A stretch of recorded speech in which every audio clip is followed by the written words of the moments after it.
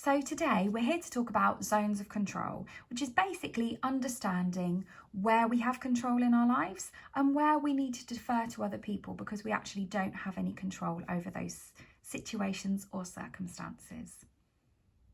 Zones of control.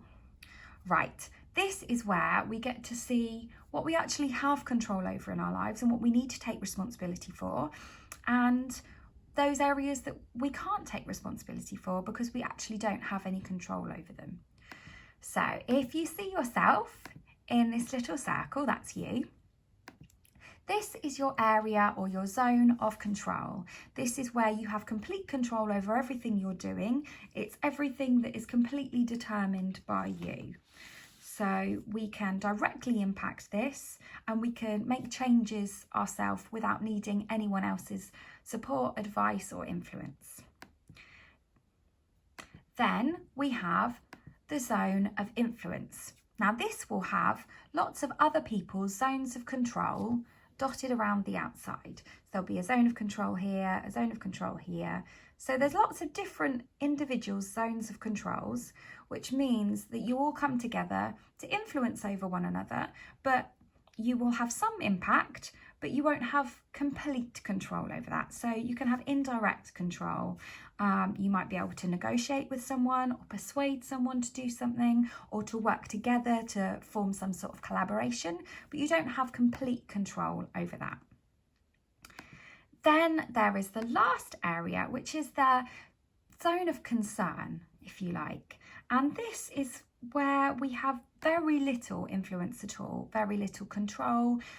It's kind of world problems. So if you imagine the pandemic is kind of a world scale issue like this, we have no control over when it's going to end, when lockdowns are going to finish. We don't have any control over when we're going to get our vaccines, any of that. So it's recognising that there are some things that are beyond our control. So we can start off with our own little world, maybe what we're doing on a day-to-day basis, that is our zone of control. Then we think about our zone of influence. It might be negotiating with other people, saying, okay, I want to do that on this day. And then you get to have like a back and forth, whether that suits them or not. So you have some influence. You can say, oh, this day suits me better because, and how about we do this? Or you can try and persuade them in certain ways. But you might not be able to get your own way or change everything all of the time in that area. And then we've got the zone of concern, where, as I said, we have little or no influence at all over. So it's recognising when you need to say, no, I can't take any responsibility for this.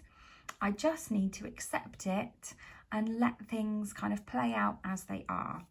So we work healthiest when we're aware of what we need and what we have control over, and then we are able to recognise when we've lost control or we don't have control in that area, to be able to let go and move forward in a healthy way.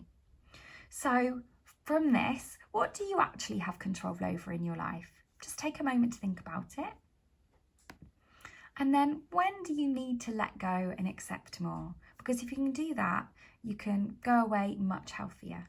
So that's really important to remember.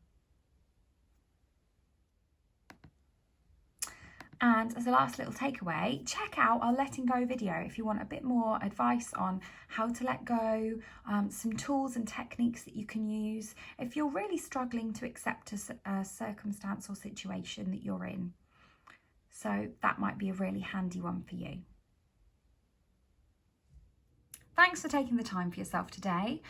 Don't let what is out of your control interfere with all the things you can control. So focus on what you can do, not what you can't. And have a great day.